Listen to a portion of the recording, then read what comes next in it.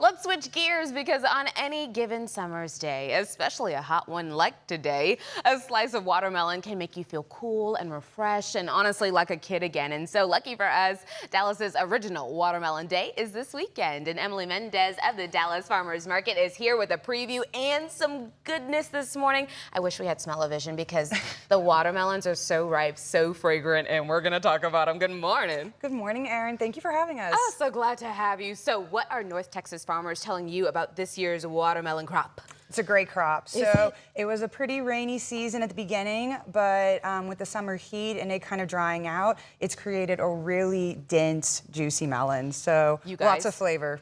They are so juicy. We were watching them cut them up this morning for this display, and it's going to be good, and she's going to show us how to cut one this morning as well. But let's talk about variety when it comes to watermelon, because you do have multiple choices. Yes, so we have over 10 varieties that you'll see this Saturday at our farmers market for the Watermelon Day event. Some of them would be the Big Sangria. That's what we have right here. Really red, bright color.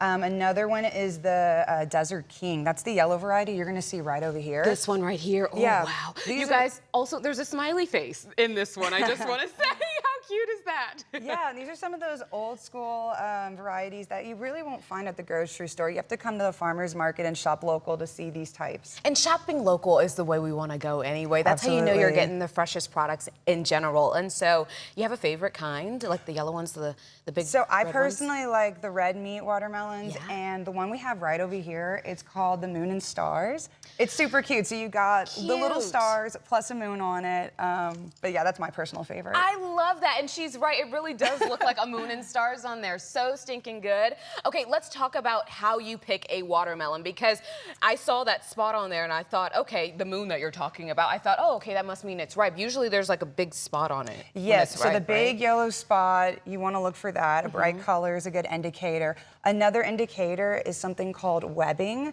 So you'll see it, I'm trying to find one that's got some good webbing. You're good, girl. But basically, it kind of looks like a stretch mark of sorts. Yeah. And that normally means that it's a sweeter melon. And then there's always the thump. I know a lot of people do that. Oh, yes, so you want to thump on it, and if it's got that hollow sound, that's normally a good indicator as well. That they're sweet. That they're sweet and juicy. Yep. So the knock test and a little stretch marks never hurt nobody, right? Yeah. There you go. Is there a difference between the red and the yellow, just as far as how they grow, how they taste? Growing is pretty similar. The taste and the flavor is actually pretty similar as well. Color's the biggest difference, and texture maybe is a little different. Typically, the red's a little crisper. Okay, nice. Okay, so we talked about how to make sure they're ripe, how we make sure we pick them. Let's talk about what you do when you get home, because slicing a watermelon is the messiest activity there is. If you could, I would love if you could help us demonstrate, give us a few tips and tricks. Of course. Okay, so we already cut this one down the middle long ways. What we like about that is you actually get to see the center. This one is a partial seeded watermelon, so you're not going to see a ton of seeds, but if this one was seeded, it'd be filled up. Also, you guys, look how ripe it is. I mean, it's gorgeous. Amazing. Okay, where do we go from here? So this is the red diamond variety we have. So we already cut it down the middle. What I like to do is then cut it kind of in a grid formation. Okay. There we go. Gotta have a little strength in those biceps to get this down there. Make sure, I also like to cut them outside because, you know, the mess. They're juicy, and it will get all over your counter, and it's sticky, and the next thing you know, you've got ants if you don't clean up well. Girl, you are working it this morning. Get into it. Talk about.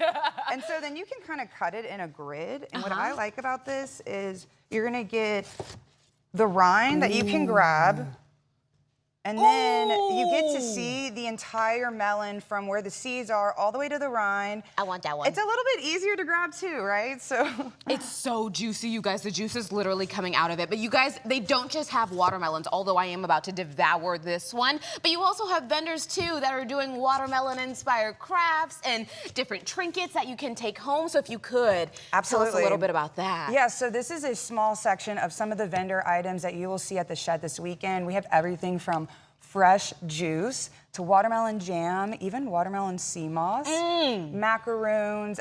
We have a few body products here, like a scrubber that's watermelon scented, candles, Even one of our leather vendors has leather keychains that he's making. Something I'm excited to share are these totes. So this is designed by one of our vendors who's a local artist. So you can come buy a tote bag this week and give back to the local artists in our community, right? Yeah. Can I also say you know what?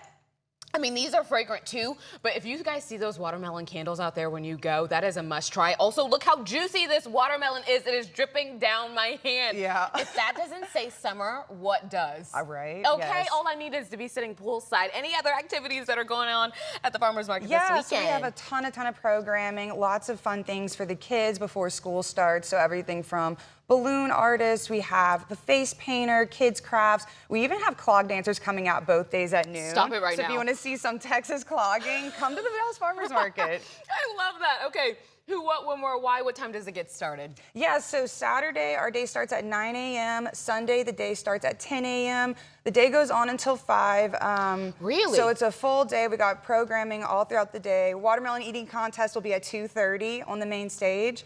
And of course, you can get all the watermelons you want, all the fresh Texas produce you can find. There you go. Yeah, Okay. and our website too is dallasfarmersmarket.org. You can find more information there. You guys, I have to go out by trying to cut a watermelon because why not, right? Okay, we're gonna make a little grid section just like she did. Oh my God, look, you really do have rind is muscles, thick. girl. Yeah, you gotta hold put some weight on. into You it. gotta, you gotta get into it like that. Oh, wow. Okay, there's nothing to it but to do it and cheers a little watermelon. Get you one, girl. And let's cheers our way out of this. Cheers. Ooh.